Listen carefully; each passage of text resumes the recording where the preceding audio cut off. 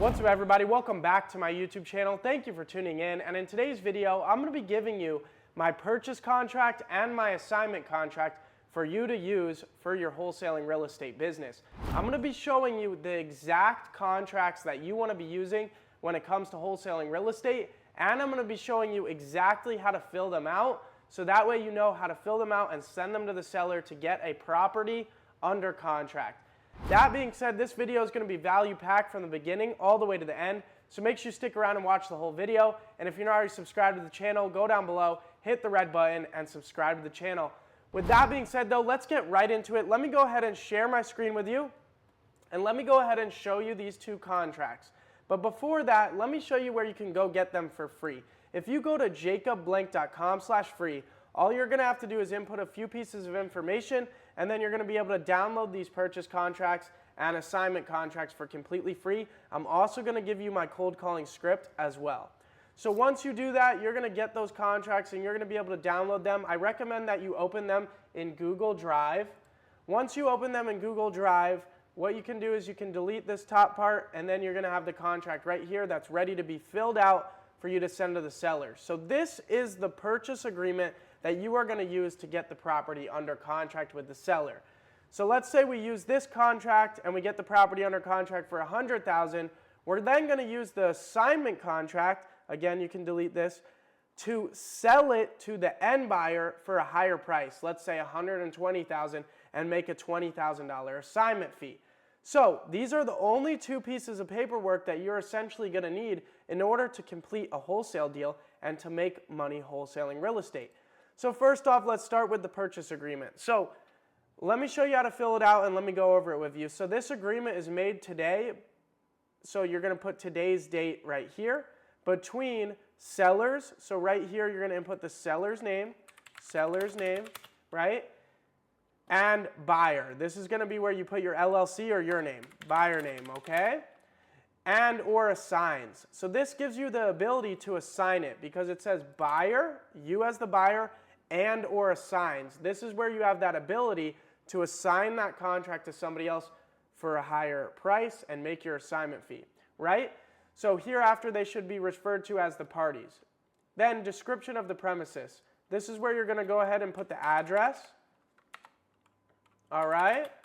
Then what you're going to have here is the description as follows. This includes any permanent fixtures. So it's talking about things that are affixed to the property currently, they need to stay with the property.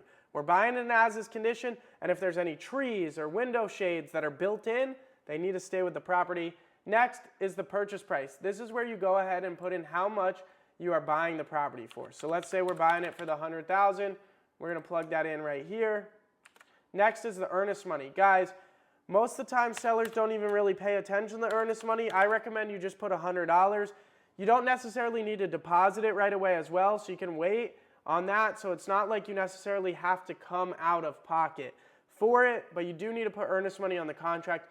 For a contract to be binding, there has to be some type of consideration put down on that agreement. It could be $10, it could be $5, it could be $100. We never try to put more than $500 on them, but usually $100 works just fine. Next are the terms. So number one is talking about the closing costs. This is where we're stating that the buyer is going to cover all the closing costs. So you guys know one of the benefits that we offer the seller as to why they should sell us their property is that we're going to cover all the closing costs for them. So number one states buyer is going to cover all those closing fees. Number two is any taxes, liens, or mortgage. So anything that the seller owes on the property is going to come out of the purchase price of the $100,000. So any debts that the seller has incurred on the property is going to come out of the purchase price. Next talks about the closing date and the title, right? So these next few terms are going to be talking about the title search. Number 5 is going to be talking about the permission to access the property. So right here, it's stating that seller shall provide you as the buyer permission to access the property. Next is talking about clear title, that the title search needs to come back clear for you to buy the property. Next is this offer is subject to financial partners approval. Guys, this is a very important term to have in your contract because this is where you are able to cancel if you're not able to find a buyer for the deal. So if for whatever reason you're unable to find a buyer to purchase the deal, this is the term that lets you get out of the contract hands-free, right? No issues. You're able to get out of the contract without any trouble by following this term right here. You simply were not able to get financial partners approval, right? And essentially, you weren't able to find a buyer that wanted to buy the deal, a financial buyer, right? So that's why you're backing out. Number 8 is talking about that title search and that it needs to be obtained within 14 business days. Next is talking about any changes must be made in writing and agreed upon mutually. So if any changes were made to this contract, it would need to be put in writing and signed by both you, the seller, you and the seller, right? Next is talking about seller to let buyer market the property on the following. And it's listing all the different places you might market the property to sell it. So this is an important term and to have in the contract as well, because when it comes to wholesaling real estate, you're going to need to be able to market this contract, market this deal in order to find a buyer for it. So you must have that term in this contract so that way the seller's agreeing for you marketing it to find a third-party purchaser. Next, defects. This talks about making sure there's no hazardous substances in the property. Like, for example, if the seller was like cooking drugs in the house, there could be dangerous chemicals in the property.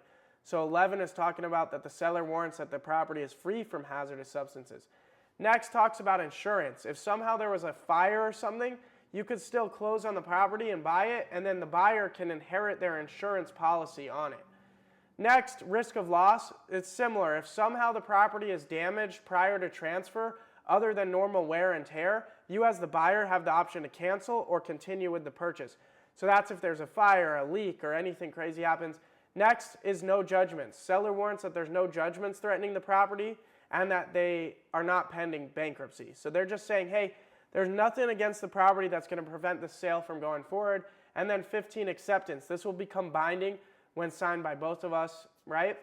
The seller and the buyer. And then close of escrow. This is where you set up the date that the deal is going to be finalized. I highly recommend, guys, that you get at least 21 days on your closes of escrow, so that way you have enough time to market and sell the deal. Any additional terms that you want to add that are unique to the contract, you can put in right there. And then the title company that's going to close the transaction. Guys, a title company is a neutral third party that closes all real estate transactions. You got to use one for real estate transactions. This here at the bottom of the contract is where you set that. Then there's spots for you as the buyer to sign and the seller to sign. So this is the contract that I use for my wholesaling business. This is the one that I've used for years. It's perfect. The reason it's only 2 pages and the reason the terms are short and whatnot is because we want to get an easy yes and an easy signature from the seller. We've made this contract into the perfect way where we get the seller to sign it as quick and easy as possible, and so that way it makes it as simple and of a process for them as possible. So this contract works perfect for wholesaling. Next, let's move on to the assignment contract. This is the contract you're going to be using when you are signing that contract and selling the deal to an end buyer. So right here, a signor, that is going to be you. You are the signor because you're assigning it to the assignee. The assignee is the buyer. So you're going to plug your name in right there. You're going to put the property address in right here, okay? And then the assignee goes right here. So buyer name is going to go right here, okay? So your name or your LLC, address, and then buyer name, okay? So you are assigning all your rights in the underlying contract for the property address to the buyer. So you're assigning all the rights in this contract, all your interest in this contract, and all your duties in this contract, right? You're saying, hey, we're going to buy the property for this. You're assigning all those obligations and rights to the buyer. Now the buyer is going to have to act on and perform on this contract and then pay you your fee for it. So next we move on to purchase price. This is where you state how much the buyer is buying it for. So $120,000, let's say the other one was $120,000. So they're going to be buying it for a total of $120,000. All right. So this first one is where you put the underlying contract price. So $100,000, which is the price of the underlying contract, adding an assignment fee of $20,000, making it $120,000. Okay, so that's how you fill that part out. You can also change this where you're just stating the price is to be $120,000 if you don't want to explicitly state your $20,000 assignment fee. So you can shorten this and just put that. Next, assignment fee Again, you don't need to state it here. You can remove this, but if you want to state your assignment fee, we always do because they're going to see it at closing anyways. The buyer is always going to see how much you're making unless you do a double close at closing anyways. So we put the $20,000 in there. All right, so the assignment fee shall be paid at closing. Now, there is going to be an earnest money deposit that we made to the seller, which is $100, and we want to be reimbursed that, right? So whatever we put as the earnest money here on the purchase agreement between us and the seller, we're stating right here that's going to be reimbursed to us. Next, we move on to the buyer's earnest money.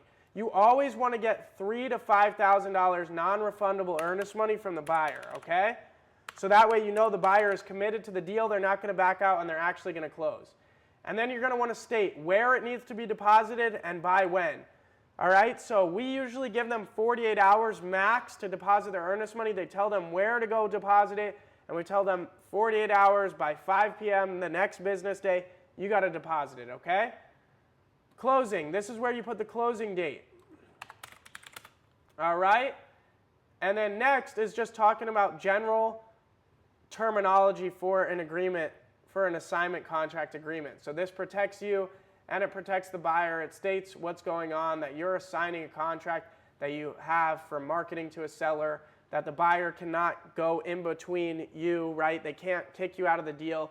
They can't circumvent you. They have to pay you your assignment fee. They cannot go direct to the seller, right? Important terminology like that is in this contract that prevents the buyer from going around you. All right, so this is all standard provisions. And then the next part that's very important is this contract is non-assignable. Guys, there's something called daisy chaining where a buyer will act as if they are the buyer and they will say, hey, I'm going to buy your deal, but then you find out they reassigned it and resold it to somebody else. So if you don't want the buyer having the ability to resell the deal to somebody else, make sure you have in your contract, this contract is non-assignable, okay? So that's important, and then you're going to sign it, buyer's going to sign it, and then you're going to have your deal sold. So guys, those are the two contracts to use when it comes to wholesaling real estate. You can make small edits to them if you want. Like I stated, there's a couple of things you can edit on the assignment contract if you want to write it up a little bit different. But overall, these are the two contracts that I've been using my whole wholesaling career, and you can go get them for free at jacobblank.com/free. Guys, but that's pretty much it. It's fairly simple. They're two contracts. They're both 2 pages long.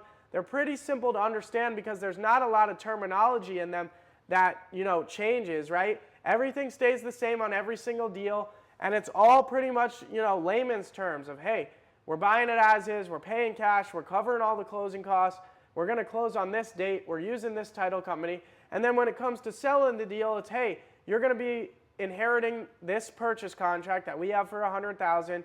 You're buying it for $120,000. We're making a $20,000 assignment fee. That's the deal. You provide both these contracts to the title company. They'll close out the wholesale deal, and you will get paid. With that being said, guys, I hope you found this video valuable. There will be a link down below in the description for the download for these contracts. If you guys liked the video, make sure to hit the like button. And if you're not already subscribed to the channel, hit the red button and subscribe. But other than that, I will see you guys next time. Thanks so much for watching. Peace.